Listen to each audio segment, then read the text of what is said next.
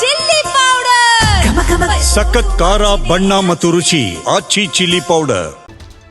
ನಾನೇ ಪೂರ್ಣಾವಧಿ ಮುಖ್ಯಮಂತ್ರಿ ಎಂಬ ಹೇಳಿಕೆ ವಿಚಾರಕ್ಕೆ ಸಂಬಂಧಪಟ್ಟಂತೆ ಅವರೇ ಸ್ಪಷ್ಟನೆ ಕೊಟ್ಟ ಮೇಲೆ ಇನ್ನೇನಿದೆ, ನೀವು ನಮ್ಮನ್ನು ಕೇಳಿ ಏನು ಪ್ರಯೋಜನ, ಮುಂದೆ ಯಾರನ್ನ ಮಾಡಬೇಕು ಅನ್ನೋದನ್ನು ಹೈಕಮಾಂಡ್ ತೀರ್ಮಾನ ಮಾಡುತ್ತೆ. ಎಲ್ಲರನ್ನ ಒಟ್ಟಿಗೆ ಕೊಂಡೊಯ್ಯೋದೇ ಕಾಂಗ್ರೆಸ್, ಅದೇ ನಾಯಕತ್ವ, ಪ್ರಗತಿ. ಹೀಗಾಗಿ ನಾಯಕತ್ವ ಮತ್ತು ಪ್ರಗತಿ ಎರಡೂ ಕೂಡ ನಿಂತ ನೀರಲ್ಲ. ಆಗ ಅರಸು ಇದ್ದರು, ಈಗ ಸಿದ್ದರಾಮಯ್ಯ ಇಲ್ವಾ, ನನ್ನಿಂದ ಪಕ್ಷ ಅಂದುಕೊಂಡಿದ್ರೆ ಅವರ ಭ್ರಮೆ ಅದು. ನಾವೆಲ್ಲರೂ ಕೂಡ ಕಾರ್ಯಕರ್ತರಿಂದಲೇ ಇದ್ದೇವೆ, ಕಾರ್ಯಕರ್ತರು ಇಲ್ಲದಿದ್ದರೆ ನಾವಿಲ್ಲ ಅಂತ ಹೇಳಿ ಪ್ರಿಯಾಂಕ್ ಖರ್ಗೆ ಹೇಳಿದ್ದಾರೆ.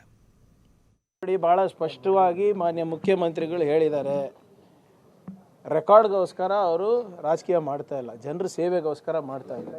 ಅವ್ರದ್ದಾದಂಥ ಒಂದು ಛಾಪನ್ನು ಕರ್ನಾಟಕದ ಇತಿಹಾಸದ ಪುಟದಲ್ಲಿ ಮೂಡಿಸಿ ಅವರಾಗಲೇ ಮಾಡಿದ್ದಾರೆ. ದಾಖಲೆ ಮಟ್ಟದ ಬಜೆಟ್ಗಳನ್ನು ನೀಡಿದ್ದಾರೆ. ಸಾಮಾಜಿಕ ನ್ಯಾಯದ ಪರವಾಗಿ, ಸಂವಿಧಾನದ ಪರವಾಗಿ ಅವ್ರು ಕೆಲಸ ಮಾಡಿದ್ದಾರೆ.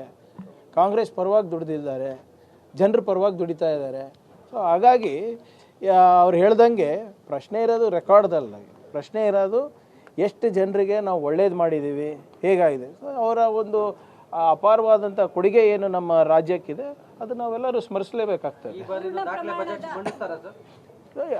ಆಗಲೇ ಮಾನ್ಯ ಮುಖ್ಯಮಂತ್ರಿಗಳು ಅದ್ರ ಬಗ್ಗೆ ಸ್ಪಷ್ಟೀಕರಣ ಕೊಟ್ಟಾದ್ಮೇಲೆ ಯಾಕೆ ಅಷ್ಟು ಅನುಮಾನ ಪಡ್ತೀರಾ? ಯಾವ heard it from the horses mouth ಅಲ್ಲ, ಬೇರೆಯವ್ರು ಏನಕ್ಕೆ ಕೇಳಬೇಕು ಅದ್ರ ಬಗ್ಗೆ? ಅದ್ರ ಬಗ್ಗೆನೂ ಅವ್ರು ಸ್ಪಷ್ಟೀಕರಣ ಕೊಟ್ಟಾದ್ಮೇಲೆ ನಮ್ಮಂಥವ್ರಿಗೆ ಕೇಳಿ ಪ್ರಯೋಜನ ಏನು? ಇಲ್ಲ, ಪ್ರಯೋಜನ ಏನು ಹೇಳಿ, ಈಗ ಅವರೇ ಹೇಳಿದ್ದಾರೆ.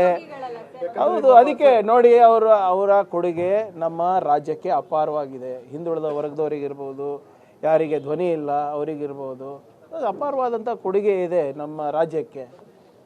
ಅದರಿಂದ ಈಗ ಕಾಂಗ್ರೆಸ್ ಪಾರ್ಟಿ ಗುರುತಿಸ್ಬಿಟ್ಟೆ ಅಲ್ಲ ಅವರಿಗೆ ನಾಯಕರಂತ ಮಾಡಿದ್ದು.